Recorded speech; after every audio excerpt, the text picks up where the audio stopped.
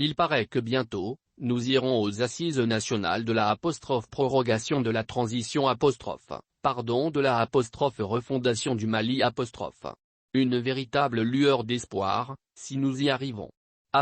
Proroger la transition refonder le Mali Si nous arrivons pour de vrai, nous sauverons le Mali et son avenir. Nous sauverons notre République et notre démocratie.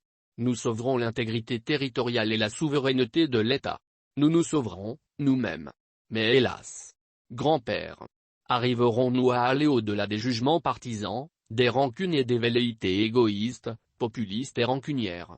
Arriverons-nous à unir toutes les filles et fils du pays de Kaya Kidal sans procès, ni préjugés et aucun complot contre qui que ce soit, pour qu'une seule fois et peut-être la dernière chance, mettre le Mali sur table sans complexe ni complaisance pour en parler? Accepterons-nous que les oui et les non s'affrontent et que les pour et les contre se frottent afin que jaillissent des étincelles, que de ces étincelles naissent des flammes et que ces flammes soient des lumières pour nous tous, Maliennes et Maliens, une lumière pour tout le Mali?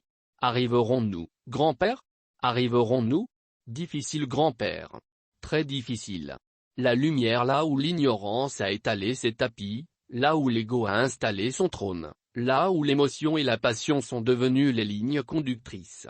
Difficile d'unir ou impossible d'unir les égos.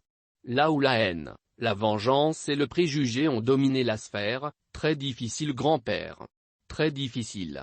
Oui, lorsque la boussole n'est point axée sur la sortie de crise mais la maintenance au fauteuil du pouvoir comme tous ceux qui ont précédé dans la précipitation vers la crise. Hélas, le passé n'a jamais servi. Chaque homme fort du jour se croit invincible jusque devant l'échec consommé. Cher grand-père, si le dialogue national avait réellement été une réussite, si on avait accepté d'aller en profondeur et de discuter le Mali dans ses fondements et que dans les domaines, aspects et secteurs qu'il avait eu des conclusions vraies et qu'on s'était immédiatement mis à les mettre en application, on n'aurait pas été ici, là où nous sommes. On aurait évité le 18 août. Ah oui. Grand-père, si les concertations nationales pour la mise en place des organes de transition avaient réussi, on n'aurait jamais vécu le 25 mai. Oui grand-père. À chaque fois que nous avons l'occasion de dialoguer et de discuter, faisons sans réserve ni manigance. Partons au consensus et non à l'unanimité à chaque fois que nous avons dérouté. Comme l'a dit Amadou Hampâté-Bâ dans sa lettre ouverte à la jeunesse que je nomme prophétie d'Amadou Hampâté-Bâ À chaque conflit, allons sous l'arbre de la palabre, dialoguons Écoutons, comprenons et acceptons.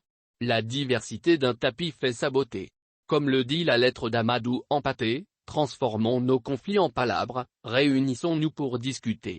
Ne pas mettre l'accent sur ce qui nous sépare mais ce que nous avons en commun. Ici au Mali, pas l'ancien régime, le M5 ou le M4, le Nord, le Centre ou le Sud mais le Mali. Et seulement le Mali. Cher grand-père, espérant que ces assises ne se limiteront à chercher à proroger mais qu'elles oseront aussi d'aller en profondeur dans les maux du Mali pour ressortir avec des vraies solutions durables. Par contre si elles se limitent à chercher à sauver la transition à la place du Mali, elles risqueraient alors de chavirer le navire. Qu'Allah nous en préserve. Amin. Les assises de la refondation, nous les devons. Que l'on les repousse ou les évite, elles sont devant et restent l'un des principaux chemins pour le bout du nul. Des vraies assises de refondation. Ici s'arrête ma 115e lettre et à mardi prochain. Inch'Allah.